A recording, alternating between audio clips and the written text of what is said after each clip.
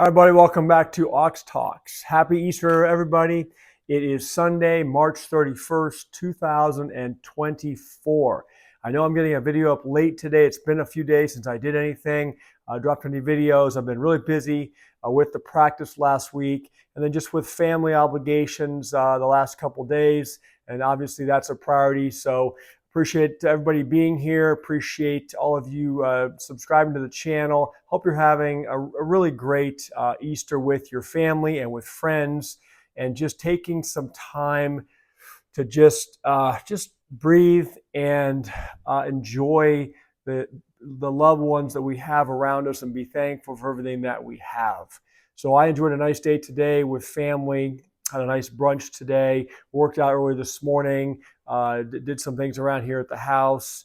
And anyway, I've got a few things I want to share. Some of these articles I actually printed out yesterday to do a video and just got wrapped up and didn't have a chance to get something posted. So I'll cover these items today because I believe they're important. Please subscribe. Please, if you're not subscribed, do so. I appreciate the community we're building here. Please hit that thumbs up button and the bell notification. Without further ado, let me talk about two main things today.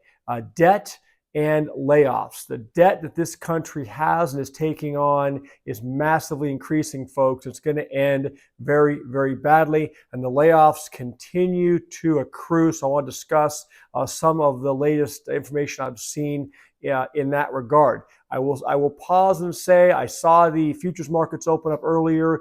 Gold earlier was up about $25 an ounce, over $2,250 an ounce. The dollar index was still up. So I don't know what's going on. Gold is really right now showing some strength. Let's see. I would anticipate, frankly, tomorrow, not financial advice, I would anticipate or would have a bit of a sell-off, but we'll see what happens. So let me jump into a couple articles. One is just a title from the Zero Hedge article today. I'm not going to go into it, but it says U.S. interest to hit $1.6 trillion by year end, making it the largest U.S. government outlay. We just did a video not too long ago, and you probably saw news everywhere that the interest on the United States government debt just hit $1 trillion. This now says that by year end, it could be $1.6 trillion. How many hundreds of years did it take us to get to the point we're at now with this much debt to GDP? And now look at how exponentially quickly it is increasing. This has to at some point end. And this brings me to my next article I wanted to share with you from yesterday. Actually, it was from the 29th, called Fiscal Collapse Accelerates from Forex. And it says, it's official. The Department of Treasury is now issuing debt at pandemic levels. It's worth noting the pandemic record was double the previous record, which stood for 231 years.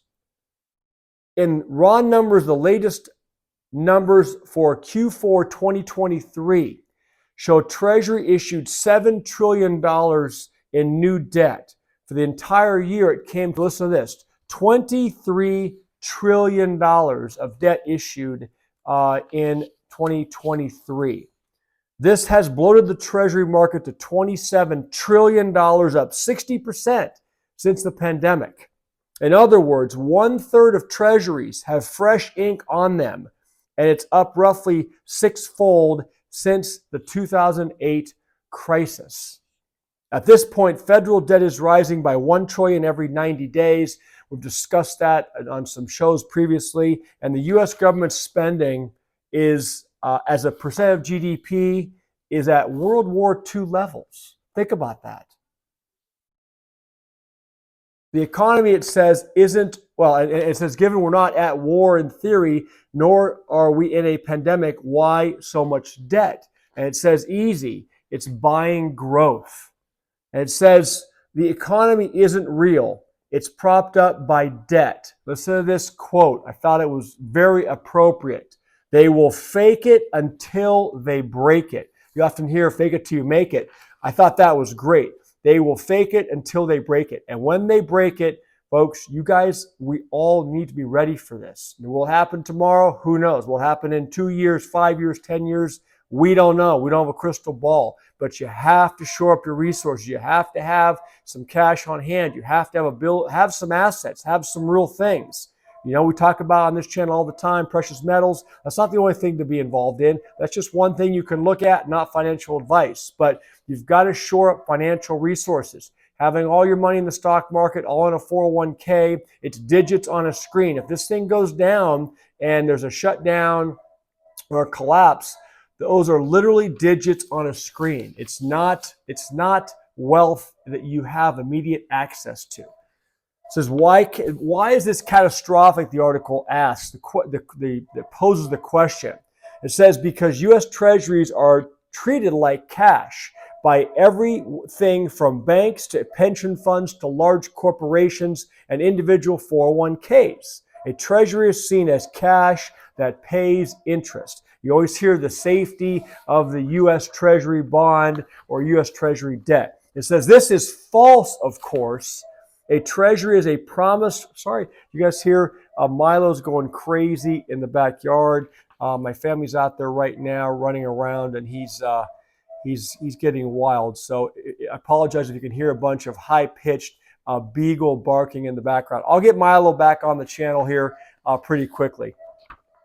It's okay. It says, this means, unlike cash, any concerns investors might, let me repeat that whole quote. So this is false, of course. A treasury is a promise from Uncle Sam to pay you back someday, perhaps 20 or 30 years in the future. It means that unlike cash, any concerns investors might have about Uncle Sam's ability or willingness to pay can crash treasuries if there is a loss of confidence in the system. And that's what we talk about. This will be a cascading event. It says if that happens, it immediately sends, here we go, the entire banking system, pension system, and hundreds of corporations into default. Indeed, it could break the payment plumbing in the entire financial system. You would not be able to get any money, it says.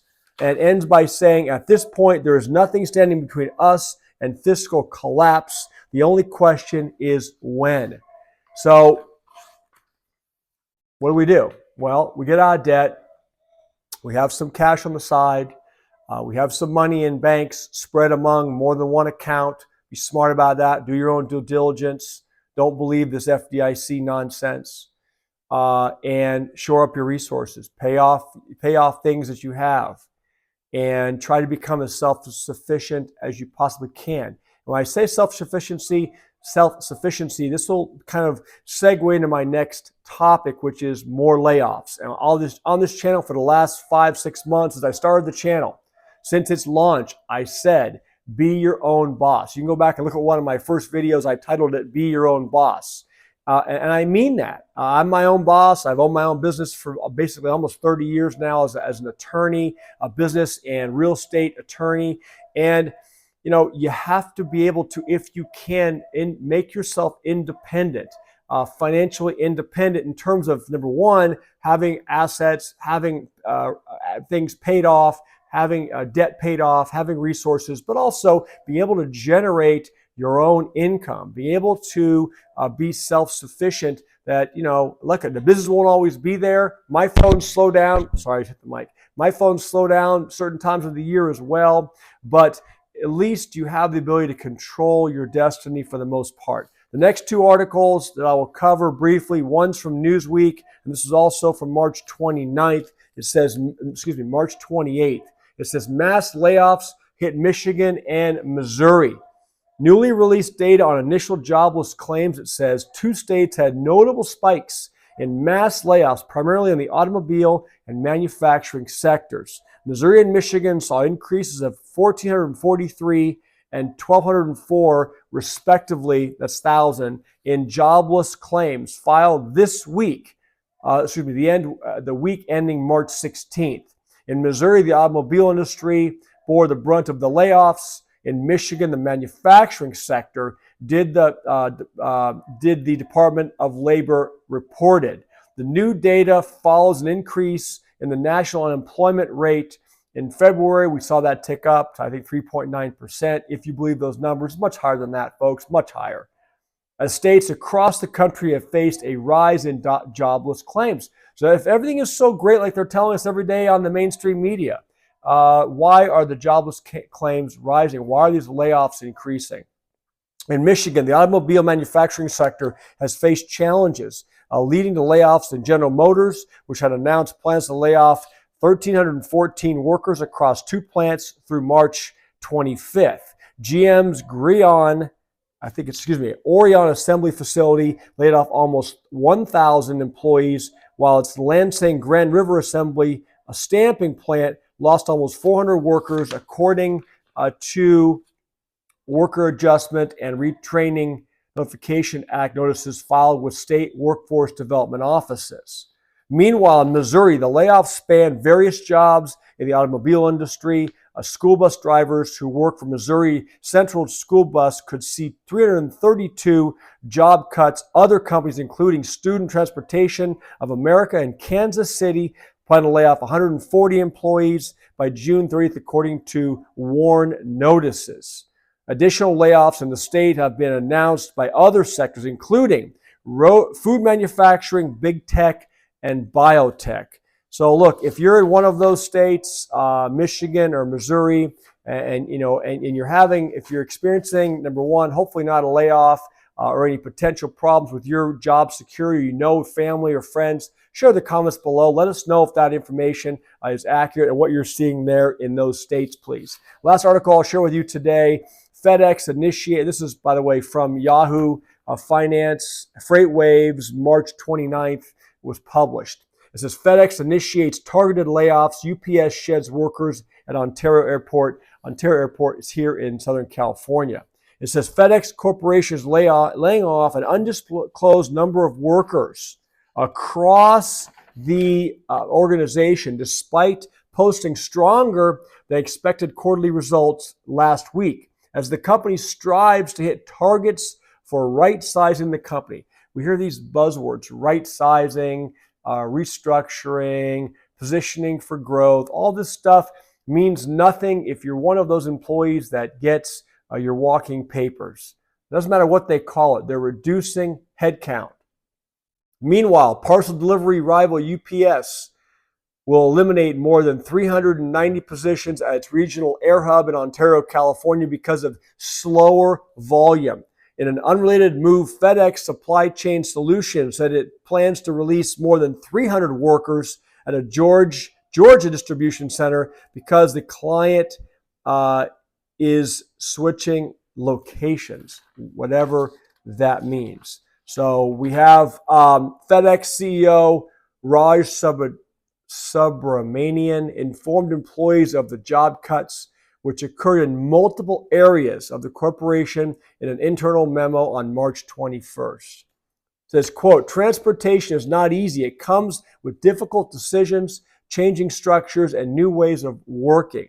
Our ability to continue to grow operating income in this difficult environment, it says, will depend on continued rigor in our drive and transformative efforts that optimize our business and deliver profitable growth. Key words, profitable growth. They want to, and the goal is to maximize profits for shareholders, maximize share value. That's the only goal of these corporations. We've discussed this on this channel many, many times before. So look, I'll leave it there today. Those are a few of the things I wanted to bring to your attention. It's possible you heard of some of this news in the last few days. I'm a little late getting it out to you, but that's what I saw that's important. A couple other things that were important I did see today. Go look at some of the stuff about what the White House is doing, what they're saying to celebrate today instead of Easter. Not going to go down that rabbit hole, and no pun intended. I did wear my my pastel, I guess, or my Easter yellow polo today to brunch, so I thought I'd don it here for the show tonight, or it's nighttime here. Again, sorry I'm getting such a late video up today. Hope you all, again, have a wonderful weekend. Hopefully it was productive. Let's get ready for a week. Let's keep our mind on, our focus on staying healthy, exercising, getting those steps in, watching our diets. I went to a buffet today. I'm not a big buffet guy, but look, you can make smart choices wherever you go, and I did that. You can have some salad, You can have some fish. You can have some things that egg white omelet. I mean, which was still wonderful, but you don't have to go and pile on all the stuff that's out there for people to, really stay unhealthy. We don't want that. So I hope all of you have a wonderful rest of their day. I'm sure I'll be able to get a video up tomorrow. Have a wonderful rest of your evening today on Easter. See y'all tomorrow. Bye.